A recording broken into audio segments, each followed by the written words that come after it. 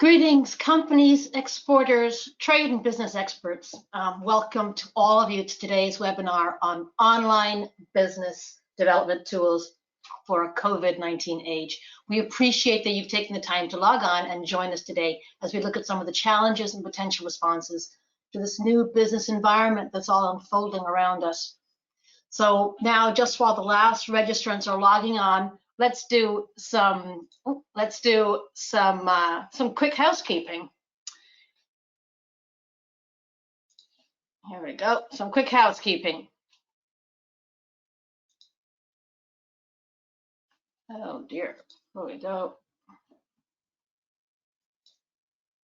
Finally, moving on. So today's webinar is part of our Go Global series, which is now hosted over 100 webinars, all focused on online business development tools. Today's webinar is the first of actually 3 webinars that we're going to be doing that are connected. We're going to be hosting them on business development tools in a COVID-19 age. So the next 2 webinars will drill down into specific tools like website localization and e-commerce. So e-commerce, for example, is on the 8th of April. Save the date. And then we're going to keep today's webinar to under an hour. So there'll be 3 polls during the webinar. So please respond. We'd really appreciate that. And you will all get a recording of the webinar in your inbox on Friday. So you can sit back, take in the information now, and please add any questions that you have into the chat box. We have staff during the webinar curating and answering as we go, but we'll also have a live Q&A at the end of the webinar. So please do put your questions in. We appreciate them. When we finish the webinar, we would be really grateful if you stay just 1 minute longer to fill out our survey. It literally takes 1 minute. And it will really help us to understand your needs better for future planning, and we'd really appreciate that. So now let's get started. Hold on, before we get started, let me introduce ourselves. Sorry about that. So just introducing ourselves. My name is Susanna Hardy. I'm Chief Content Officer at IBT Online. My background actually is in finance, but I've been really increasingly drawn and spellbound by the great content that is online, and that can be, and the impact that it can have to websites and marketing. I'm absolutely delighted to be joined by 2 fantastic colleagues. Many of you probably already know them, Samantha and Jeff. Both great, tremendous professionals who have deep experience in helping businesses grow using online tools. So we're going to be hearing from them about their specific, expertise as well and experiences. A quick word also about the company, IBT Online. We're a private company and with US headquarters, although I'm sitting in the UK. I'm in the UK office where we have most of our marketing team as well. We're 100% focused on building, hosting, managing online tools for our clients to help them grow their businesses. These basically fall into 2 categories, websites and online marketing. And perhaps our greatest unique selling point is that we work, think, and act globally. And we have done since our creation in 2002. There you go. If you want to get a hold of us, the best way probably is through our website, IBT.ONL. I also wanted to point out that we're very pleased to have established a lot of long-term partnerships and understandings with government and non-government organizations. We did take a look at the attendees and registrants for this webinar. As the over 50% of you are from the United States, we thought we'd highlight the partnerships we have in the United States. So this slide shows you a selection of 6 types of partnerships that we actively participate with. So now on with the show. We decided really to divide today's program into 5 sections. Our aim is to provide you with a very information-packed, but pragmatic and helpful resource. So, and then as I said, we will be having 2 more webinars in very short succession to drill down into the detail, particularly about online marketing, e-commerce, and localized websites. So let's start with the priorities that we see for businesses today. So what are these priorities that we're talking about? So we know that unfortunately the COVID-19 is a global pandemic, but it's clearly not only a health issue, but an economic and indeed a societal issue. For business, COVID-19 is absolutely all pervasive. It affects all aspects of your business and everybody's business worldwide. This means that all decisions at the moment have to be taken with COVID-19 in mind. The route out of this for business will depend on each company's circumstances, but online is clearly going to be one of the essential keys that now have to be adopted, integrated, incorporated into all aspects of everyday business life. We all need to try new ways and embed innovative online solutions to safeguard our business and even get back to some kind of level footing and even growth. So we've been talking to companies in the USA, in Mexico, in the UK, in Japan, wherever we do business globally. And we have basically identified 4 main issues that we see affecting business, that businesses tell us is affecting them most. Let's look at these ones now. These issues that we see are, I've listed them here: looking after employees, managing costs, maintaining supply chains, generating sales. This is what we're hearing again and again from our companies. Now, this webinar today is going to focus on that last priority on the list: generating sales, exports, business. Doing that with online tools. That's what our expertise is. But one of the key messages from this webinar is that it's increasingly important to share good information. It helps us all think outside the box and therefore be innovative. And that's going to be absolutely essential for getting out of getting businesses through all of this COVID-19 age. So in this spirit of sharing, and just before we dive into these online tools, we wanted to share with you a few points about the very first item on this list, which is remote working, or looking after your employees. So we thought, so one of the things that face us all right now is this lockdown, remote working. But there are a lot of challenges to this, technically, organizationally. What about that part of your business that can't work remotely? So this is all sort of, where we see our companies really looking at right now and working on. One of the things that we wanted to talk about was also, a lot of our companies are also B2B, and they're really struggling on how to find out ways to protect and their employees, and because you can't remote work on a factory floor. One thing that a lot of people are looking at is the German system of Kurzarbeit, short work. This is basically a system of retaining your skilled manufacturing staff by reducing hours rather than layoffs. The big advantage is that when that rebound happens, and it will, you are ready for it. We sort of curated some of the best practices that we found. And because working from home is increasingly common, but not everybody knows how or has the experience, and it's different for all people. So, we wanted to go through that. There's some great resources out there. One of the ones that we were really appreciating right now is from Microsoft. They put, 50,000 employees on remote working 10 days ago. And senior management, including the DEO, has been, very, very involved in this. We wanted also to emphasize 2 major features that will have a bearing on online tools. The first is to keep in touch as much as possible and reduce the isolation. Make sure that your contacts are frequent, daily, and also make sure that they're personal. Turn your video on. And the second feature that we wanted to highlight is to share information. And that's sort of, what we're doing now. And it's going to be increasingly important in this new COVID-19 age. The main reason also why I want to do more webinars, to see if we see something that's working, we want to share that information with you all. And that's what this webinar is about.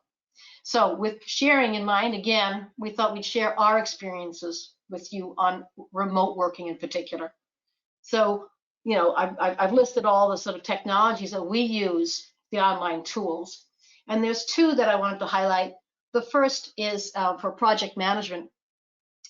This is a very, very robust, it's called Teamworks. It's a very robust but very flexible way of getting stuff done on time and to scope. And the other particular software I wanted to highlight to you it's called Teams. It's from Microsoft, And this has seen a massive uptake since COVID-19. The daily active user count went from like 32 million to 44 million in the last 6 weeks. Anyway, I wanted to share this because we find it essential for remote working. Now, as we look at online tools for business development, let's first take a very, very quick look at what that online world is in today's world. So the online world today, as of January 2020, more than 4.5 billion people across the globe are online. That's 60% of the world's population. Last year, some 300 million went online and plugged in for the first time. When we analyze the number of people online and their behavior, I want to draw your attention to one thing: the average time spent, nearly 7 hours a day online. That's an average. Now I'm trying to find stats for how many hours are spent since COVID-19. Hard to find, but it looks like it's topping 8.5 hours a day.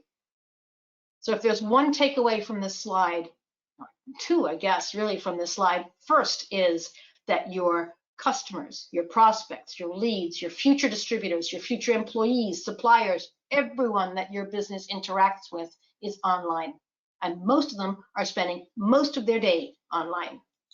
One of the main things they're doing is communicating. Again, COVID-19 has massively increased the amount of communication, social media in particular, that's going on. Remote working is affecting the way that people and businesses are communicating with each other, as well as with their prospects.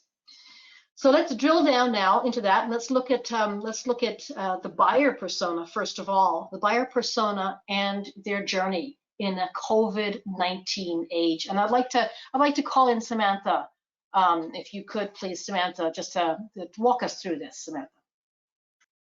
Excellent, thank you, Susanna. So to know your buyer's journey, first you need to identify your buyer or your buyer persona, as sales and marketers like to call it. So as HubSpot defines it, a buyer persona is a semi-fictional representation of your ideal customer based on market research and real data about your existing customers. So what the buyer persona does, it allows you to make sure that you're always reaching the right person at the right time with the right message, saving you a ton of time and resources on your end. And when you think about your buyer persona, you can start thinking about what language they speak, what age they are, where they live, their income, what they buy, what life stage they're at. And the way that you figure this out, there's a few different ways. So the most intuitive way is to first look at your current clients. So who is currently buying from you or using your service, and then ask your sales and marketing team, what are the leads looking like that are coming into your website? Who's contacting you guys? And that's a really good way to get an idea of your buyer persona. And it's important to remember that you, like most businesses, have multiple buyer personas across different industries, and your business is involved in and across different markets. So you might have 4 or 5 different buyer personas, depending on, maybe you're doing international business and different countries have different buyer personas. Maybe you have different verticals within your company, and each vertical has 2 or 3 buyer personas. So it's not limited to 1 or 2 per company. So it's important to keep that in mind. A really good example of a buyer persona is Zipcar. So Zipcar, in their mission statement, it even includes who their main target market is. So as you can tell, they are urban, educated, tech savvy, and environmentally conscious consumers. And it is super obvious if you just look at their Instagram posts, their Facebook posts, their ads. For example, this Instagram post has a young man and woman holding plants, so they're obviously environmentally conscious. And if you look at their background, it's obviously a very urban background. So it completely speaks to who their buyer persona is. Next, we're going to take a look at a really quick second to review the buyer's journey. So I realize that this is basic sales and marketing, but bear with me. It's worth remembering the basics sometimes, especially in a time of so much uncertainty. So the 3 pieces that we're going to look at is attract. So getting found through your website, your social media, SEO, etc. The second piece is engage. So again, using your website and online marketing to be understood, to be trusted, for people to engage with. And then delight, so do business, sell them the product, give them the service, make sure that they're absolutely happy with what you're providing them. And it's particularly challenging for businesses and especially exporters entering new markets, this is the attract part of the flywheel. This part is especially difficult, is what I'm trying to say. And especially during these times of stress and changing habits. But regardless, it all points to an online presence in today's world.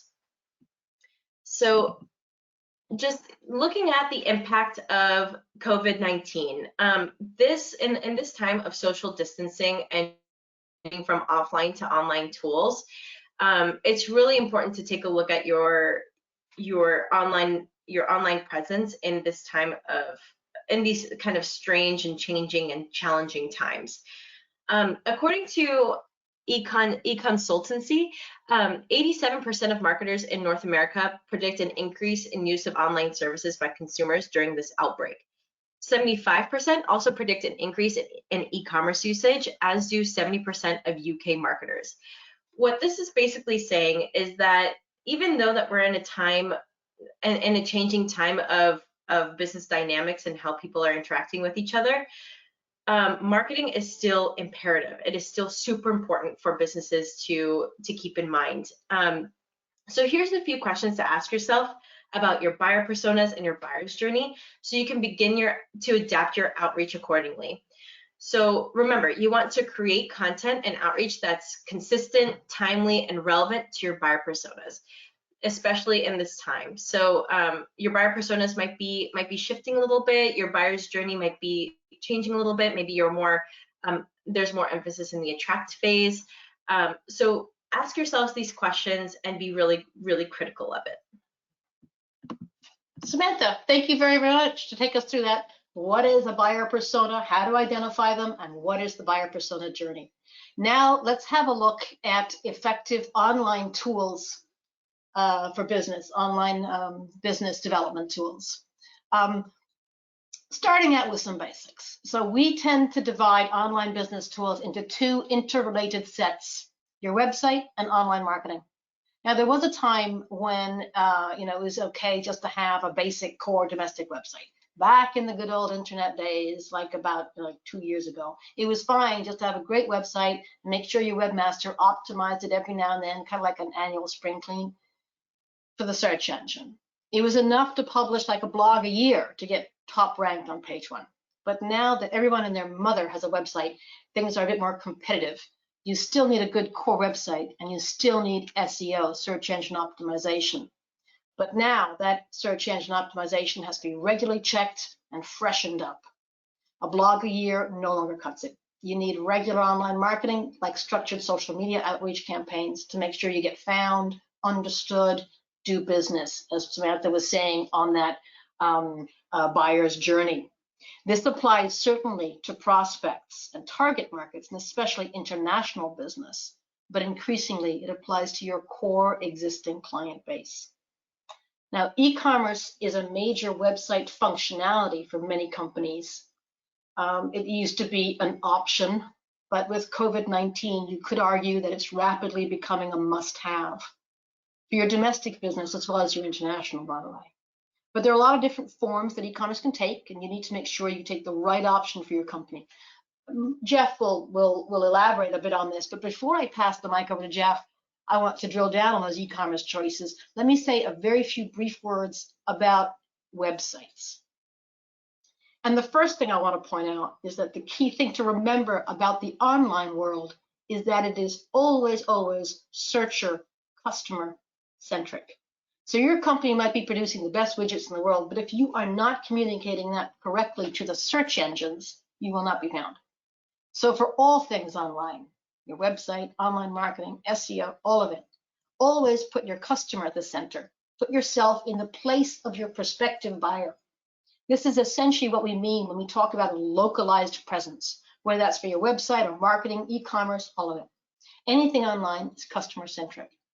And the best way to illustrate that is to look at how search engines are constructed. I'm going to take you through a brief example of Google, the global leader, after all, of search engines. So if you have a website for your company and you want to reach some new prospects, say in an international market, you might think, well, let me just add a couple of foreign language pages and surely the search engines will do the rest. Not so. Search engines.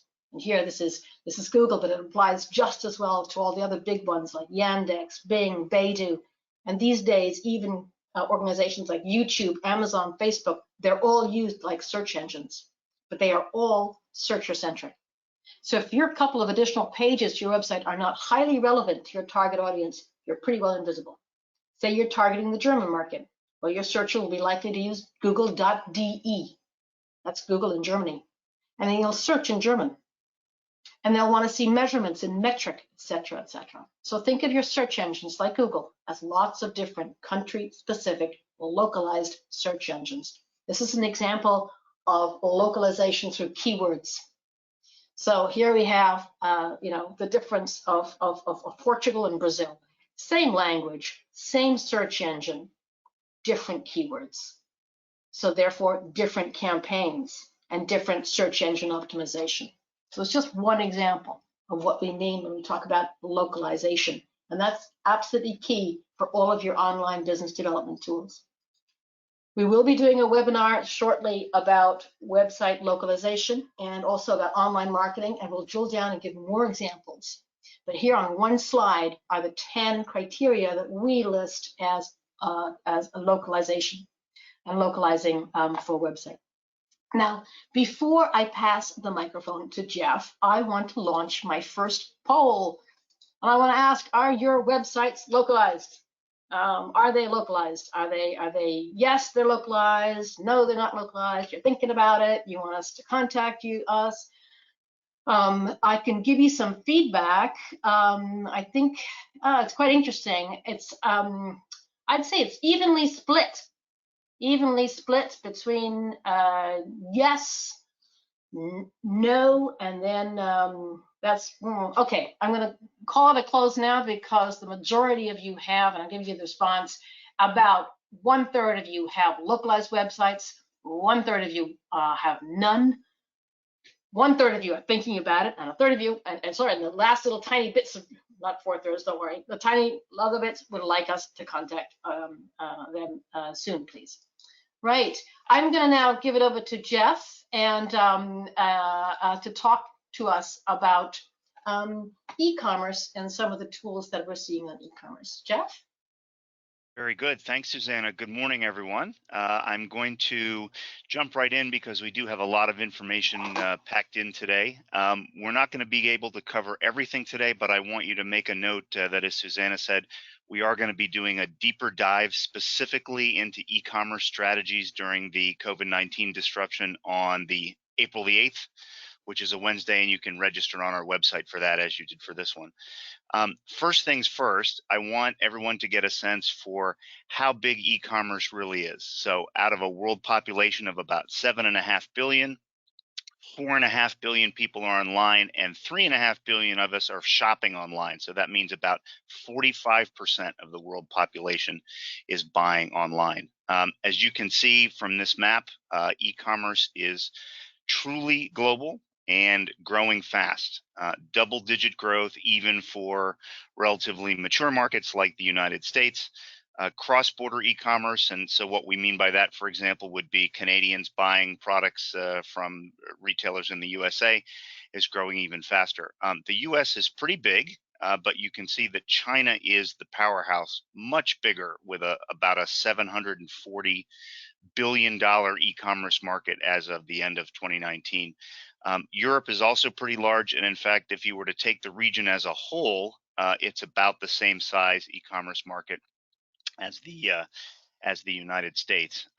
We're still getting some data in on the effects of e-commerce since the COVID-19 outbreak, but everybody agrees that it's skyrocketed for most sectors, and especially for online grocery and the big generalists like Amazon. Amazon already accounts for about $4 of every $10 spent in global e-commerce, but they keep gaining share and recently announced that they're about to hire, that they want to hire 100,000 new staff. So many people think of e-commerce as selling to individual consumers sitting at their kitchen table, and they're surprised at the prevalence of e-commerce for B2B transactions. It's challenging to get consistent data, but by all measurements, it's huge. At the end of 2018, Statista estimated the global B2B e-commerce market to be valued at around $10.6 trillion at the end of 2019. So interestingly, about 3.5 times the size of the B2C market. And in addition to the overall size, I wanted to emphasize how pervasive it's become. Gartner actually did a study that said that nearly every B2B purchase, 94% of B2B purchases, are researched online before contacting a sales rep, and 3/4 of B2B buyers do more than half of their purchases online. So B2B transactions are growing, and as we'll talk about a little bit later, the influence of smart website development and strategic online marketing to support the B2B space as well is critical. What this means is, even if your B2B product or service is high price point and it's customized and you take a consultative sales approach, your website has to be compelling enough to encourage the call to action and encourage that and convince that customer to request a contact because he's already doing his online research. One other note, earlier we talked about the US being the second largest retail e-commerce market. But in B2B, Asia dominates for sure. North America and Europe have about 16% of online B2B sales, but the vast majority of B2B sales come from Asia, primarily China, Japan, and South Korea. So I want to take a couple of minutes now and talk about what choices you have for implementing e-commerce today. There are 4 that we're gonna talk about. For most companies selling something somewhere, the question isn't if you need to participate in the e-commerce space, but when and how you want to start. You should seriously consider it and e-commerce and the best way to execute it. So there are basically 4 options that we're going to talk about today, and these can apply to B2C or B2B sales. The first is generalist marketplaces. The second is specialist marketplaces and e-commerce portals that would be run by in-market distributors. The third is selling directly from your own website, putting together your own platform. They can be custom built, but there are a lot of plugins and commonly available platforms like WooCommerce or BigCommerce that you can use. And then the fourth option would be putting together a combination of some of these. So let me talk first about the online market, the generalist marketplaces. The 3 big names that you know, Amazon, Alibaba, and Rakuten, are built on different business models. There are also some really important local players like Zalando in Germany or Mercado Libre. Some of the differences in these portals are who manages the shopping and the payments versus the logistic and the inventory and the customer service. It's certainly important to consider both of these types, and it's also important to research the true cost of doing business on any platform you choose. There are advantages and disadvantages. You might think of it as the choice between paying rent or owning your own house. And on the next webinar, we can dig in a little bit more deeply on that. But let's talk now about specialist marketplaces and portals. After the generalists, you get specialist portals, and this is actually pretty common, probably the most common choice for B2B companies, because in this way you can let your distributor do the work. Distributor sites can be either general distributors like a Lowe's or an ELF International that distributes branded consumer electronics, or they can be industry specific like Rexel for electricals, or here you see Tree of Life for organic produce. Many companies opt for distributor websites when they start out trading domestically and especially internationally, and you can see why. The distributor takes care of all the marketing and managing the inventory, but as your sales grow, it's not always the best choice to rely on your distributors to market for you. It's important to be careful, especially as you start to open up to more contribution or competition. This is a great solution if you're starting in a new market or have great relations with your distributor. Your website can certainly be tailored to drive traffic to Amazon or any specialist site that you wish to make a purchase. You just have to be aware of that there are some disadvantages to using someone else's platform. They do carry the risk of taking ownership of your brand in a way that you may not agree with, that at the end of the day, what becomes known and stays with the end customer would be, for example, the Lowe's or the Amazon experience rather than your brand. So there are certainly things you can do to take more ownership of that.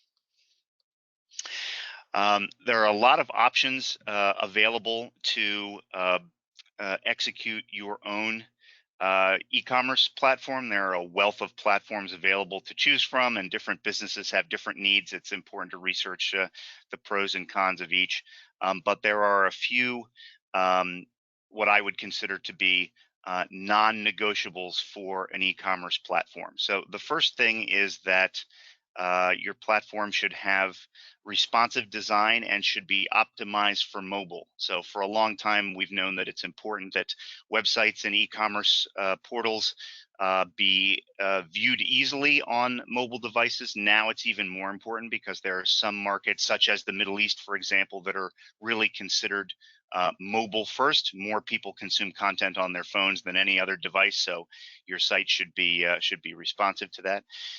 It should have a very simple user interface. It should have a conversion-oriented user experience, be set up to drive people to that call to action and that purchase. It should have a complete tech stack so that as you grow, you can have access to the features and the elements that you want in order to execute your marketing and your purchasing experience. It's important to have good automation, particularly if you're plugging into a fulfillment system that manages a warehouse or something like that. And it's also important to have very good reporting so that you can assess shopping trends on your portal and you can pivot and adjust your strategy for that. So it's very important that whatever you use, whether it be Shopify or Magento or anything else, that it integrates seamlessly with your customer relationship management system. So we've talked about the choices that are available: generalist sites, specialist sites, building your own site. But actually what we recommend to most of our clients when they have the capacity to manage it is a multi-channel or a multi-platform strategy. And this leverages the advantages of each of these options. Being in multiple channels gives you visibility where your clients are, where your customers are, which is very important. Generates more sales and faster growth, gives you maximum ownership of your brand and opportunity to development, and it enables you to get more market information and manage your e-commerce strategy optimally. So in any case, we can certainly help you figure out what the right combination is, what the right e-commerce strategy is. I believe we're going to talk next about why it's so important to have a good marketing plan to drive browsers to e-commerce to purchase, but I know Susanna wants to do something else first. Jeff, thank you very much. Indeed, I would like to launch another poll. So what I would like to ask you all is, does your business do e-commerce already? Do you do e-commerce now? Are you thinking about it? Do you not do e-commerce? Would you like us to contact you to talk about it? It's very interesting. I would say we're still collecting responses, but just to give you some feedback, more than 50% of you are already active in e-commerce. About 20% of you not, and the rest are thinking about it and would like us to contact. So very interesting on that. Thank you very much indeed. So I'm very happy to see so many of you already involved in the e-commerce in the e-commerce choices. Right, we're going to turn now to Samantha, and I'm going to ask Samantha to tell us a little bit about online marketing and what choices there are for online marketing. Samantha? Thank you, Susanna. So social media platforms are a great way for companies to improve their international online presence and reach potential clients all over the world. And in this time of social distancing, social media has only grown in importance. For example, the need for one-on-one connection has grown exponentially. Mark Zuckerberg reported that WhatsApp and Facebook Messenger usage has more than doubled since the start of this crisis. So people are turning to each other with voice calling and one-on-one messaging, and that is also reflected upon other social media networks.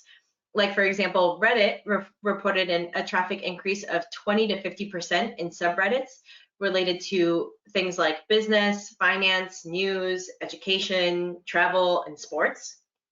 And the community r/coronavirus now ranks second among the website's top growing communities with about 1.2 members. So people are talking to each other on these social networks. And Instagram has also grown. An influencer agency found a 22% increase in Instagram campaign impressions from Q4 2019 to Q1 2020, and a 27% jump in engagement on average on TikTok from February to March. So it has become even more as a business to participate in social media as it is growing exponentially. So before you get started, I'd just like to refer back to what Susanna and I discussed in session 1 today and really stress the importance of understanding who your buyer persona are in each market and in each vertical, as well as what their journey looks like. And this will give you a great starting point to start mapping your campaign and make sure you have clear objectives and timeline, which I'll kind of get into a little bit in a second. There are just so many platforms like Facebook, Instagram, Twitter, TikTok now is a bigger thing, YouTube, LinkedIn, and their usage varies between country to country and persona to persona. So make sure to do your research and figure out where your buyer personas are so you don't waste your time and resources outreaching to the incorrect audience. So looking a little bit more into objectives, depending on what your objectives are in this time, you need to design your marketing strategy accordingly to make sure that it's just aligned with your overall business strategy. So if we take social media here as an example, and you can see how within a single platform like Facebook, for example, you can already tailor your activities to the goals and overall objectives of your business. So depending on what you're selling or what service you're providing, it might be a time to switch business objectives to fit with what your buyer persona needs right now. So maybe you were trying to drive leads and sales, but right now your buyer persona just isn't buying right now. It's not their priority.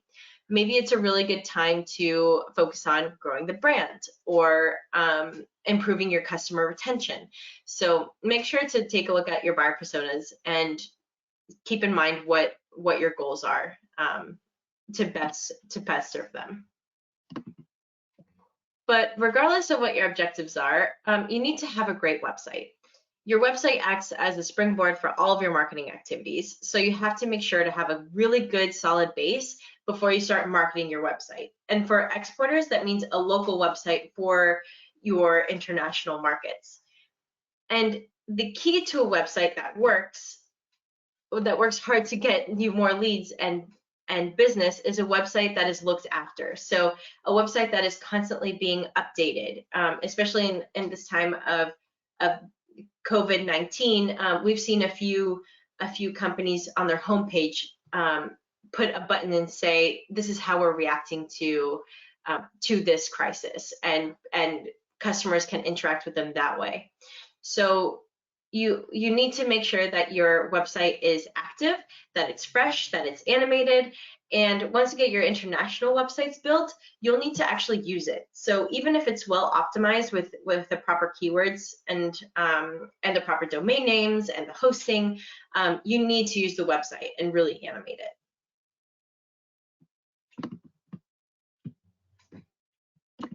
So COVID-19 marketing, you need to focus on the bottom of the funnel, so direct sales and lead generation. That's the ideal, because we want to try to bring in that revenue that we can. So make sure to look for innovative solutions. Maybe there's, we're doing actually a few webinars for some of our customers to talk to their distributors, to talk to their partners, to talk to their customers. Make sure to really be active on your social media accounts, maybe be a little bit more active in groups. So just really if you take anything away from this webinar, just please reevaluate your buyer personas, reevaluate your buyers' journeys, and then focus your marketing accordingly. Samantha, thank you for a whirlwind tour of online marketing. And again, we will be having a webinar soon to focus and really drill down on specifics on the online marketing side. Before we talk more about some of the action points we're recommending, our last poll, please. Our last poll now in progress. Do you use social media and online marketing in your business? And the vast majority of you, I'm very happy to say, use it. I'm very happy indeed to see that going on.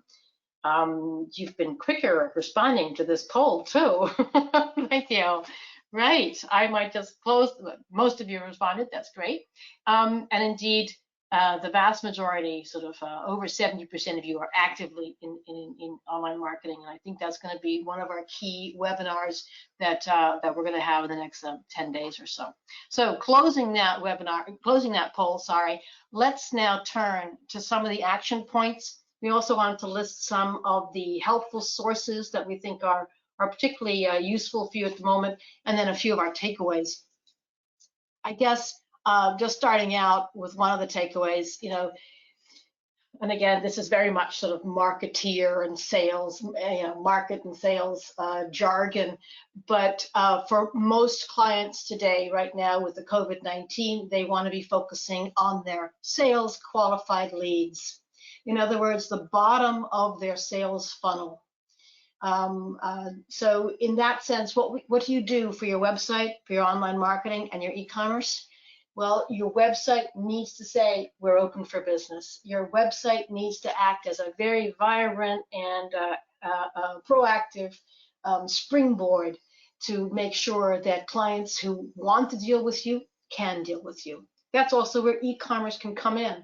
Make it as easy as possible for your customers and your prospects to do business with you today.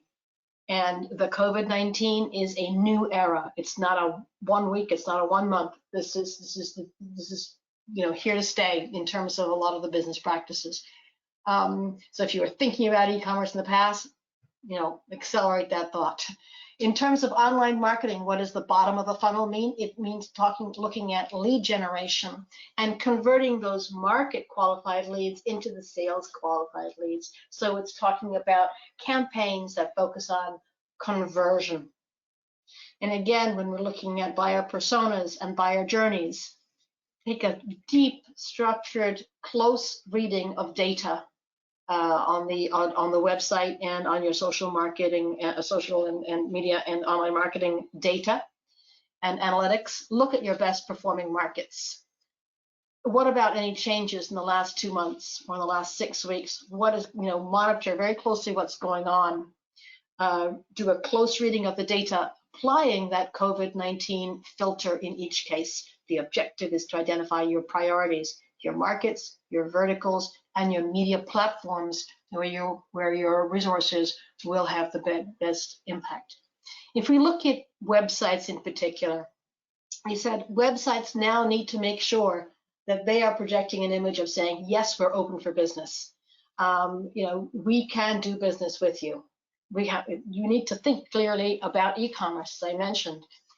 It's probably a really good time to review those keywords that search engine optimization. How has it changed? In what way has it changed since COVID-19? One of the key things to do as well is to help your distributors and your in-market partners, particularly in international markets, in any way you can through your website. Give them extra tools, perhaps. Give them access to a new market-dedicated website, even if it's a small site.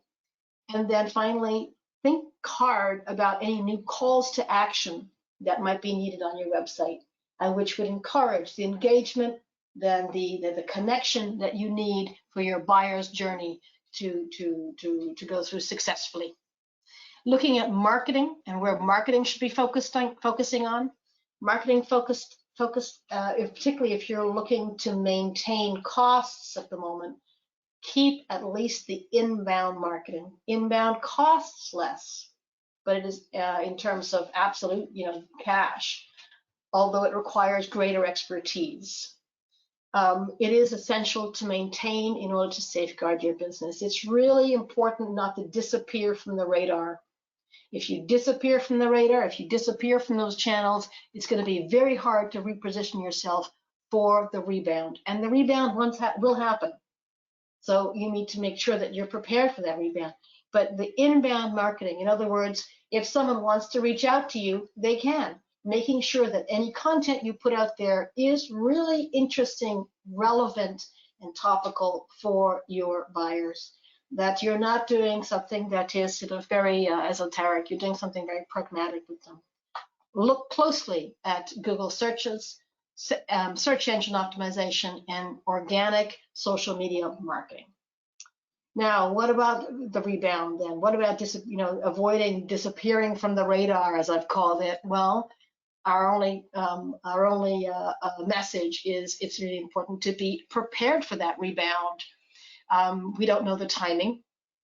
It's clear from what we're hearing from our clients, and very anecdotally, that parts of Asia are emerging from the COVID-19, and there's some rather startling data beginning to come out of China about the steep increase in demand that has been so stifled, and the steep increase in the shape of that rebound.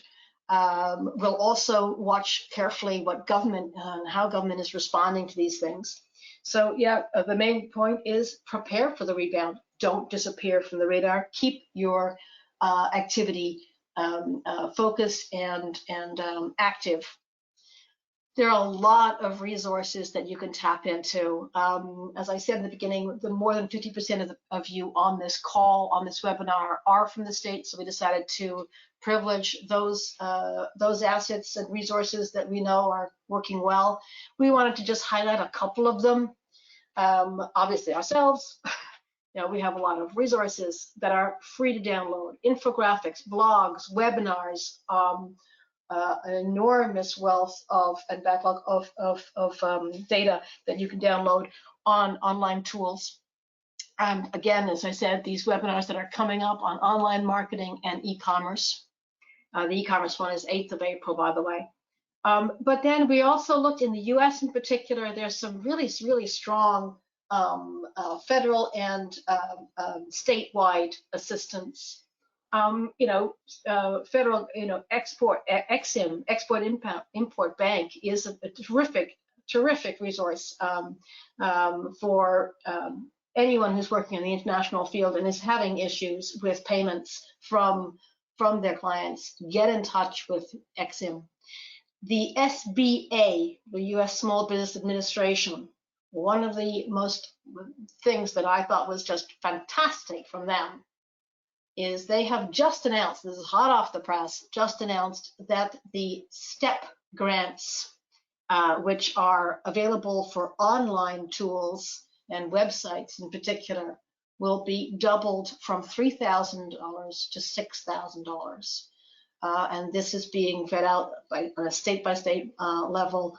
And what you need to do there in that case is contact your local economic development agency. Every state's got one. The best way, if you're not in touch with them now, the best way to get in touch with them probably is to go to an organization called SIDO, SIDO, SIDOamerica.org, And there you'll find a whole state trade directory. You just click on your state and it'll have all the names and contact details for you. And there you can find grants, loans, help. And these are people whose job it is 24/7 to help you. And they're doing they're very, very active, and they have resources. So get in touch. We wanted finally to end on kind of a brighter note, really, in many ways, getting back to that idea of sharing helpful information, which is going to be so key as we go forward and as we find innovative solutions that we all need. So I've listed here 6 major topics that we have found from our clients. So this is anecdotal information from all of our clients that we've been talking to in the last few weeks, and you know, worth having a look at. You know, we are really hearing consistently that there's some very early and good signs of recovery in China, but also in South Korea, Singapore, Taiwan. We're hearing about a very resilient market in the Southern Hemisphere, particularly in Mexico. We are hearing, however, signs of transport issues, a shortage of tankers and freight haulers especially, and that comes from a lot of our clients who are really trying to make sure that their in-market partners and distributors have stock available when that rebound happens, because they're worried that when the rebound happens, you know, people are going to want their product and they're not going to be available. Again, e-commerce growing double-digit everywhere, and social media being more and more impactful and more active. So we have a ton of questions. I know that some of my colleagues have been curating some of those questions while we've been talking. We've got a ton of questions. We will answer all your questions, but drop them into the chat box. Before we get to the questions, I guess our last little message to you: look after yourselves. Be safe. Look after your loved ones. Look after your communities. And we're always here, and will continue to be here to give any information we can on online resources, online tools to help your business grow, your exports grow, and your sales grow. So with that, I'm going to turn to our Q&A session, and there's a flood of questions. I'm going to just start though. Samantha, this is an interesting one. It's I'm going to throw this right at you, Samantha. Samantha, quite a few companies have asked this. I am thinking of resourcing. Can a website help me do that? You might want to say what resourcing is as well. Yeah, so that is a really good question. So resourcing is if there's a part that you're getting from a specific country or a specific provider, and you're looking for another provider of that specific part or service or whatever you're looking for. And we have heard that come up a few times. Yes, a website can help you resource. The same way that a localized website can help you find distributors or partners, it can also help you find sources. So if you have a specific country in mind that you would want to look for sources in, we can create a localized website for you so that people can actually find your website that provide that source and be able to get in touch with you. So that you can resource all through the web. Fantastic, thank you, Jeff. If I'm amalgamating quite a few questions here. There's a lot of questions about distributors, and I think people are concerned they can't go and visit their distributors. So, in what way can you give an example of how a website could help you if you can't see your distributors, you can't visit them? Yeah. Sure, certainly can, Susanna. So one obvious purpose of your website is to connect with your customers, but a less obvious value is to tailor your message to benefit and support your distributors. We mentioned that it's not always wise to rely on them to market for you. Earlier, we suggested that you might even think of your distributors and reps as their distinct buyer persona. But if you have a strong localized website, it enables those reps to have conversations in those languages, in those markets with buyers. That gives you credibility, but it also allows you to own and control your branding and your images and the way your product is represented. So websites are a great tool to support distributors. Thank you, Jeff. Samantha, I'm turning back to you. There's a lot of interest in the notion that you mentioned in one of your slides about IBT doing presentations for existing clients, or IBT doing webinars for, or helping clients and helping companies to do webinars. Anything to say on that? Can we help companies do presentations? Yeah, that's a great question too. We absolutely can, and we're already doing it for a few companies. The same way that we are running this webinar for you guys, we can do for specific companies as well. So feel free to reach out, and we would be happy to help. I would just add to that, we're doing quite a bit of online trade shows and mini trade shows, as well as that, as so many people have missed out on their trade shows. With that, in 5 minutes ago, and I said it'd be 50 minutes, and we're 5 minutes over. Thank you for your patience. We're going to wrap it up. We will get back to you all, one by one if we haven't answered your questions. I would ask you one more time, please fill out the webinar, the survey at the end of this webinar.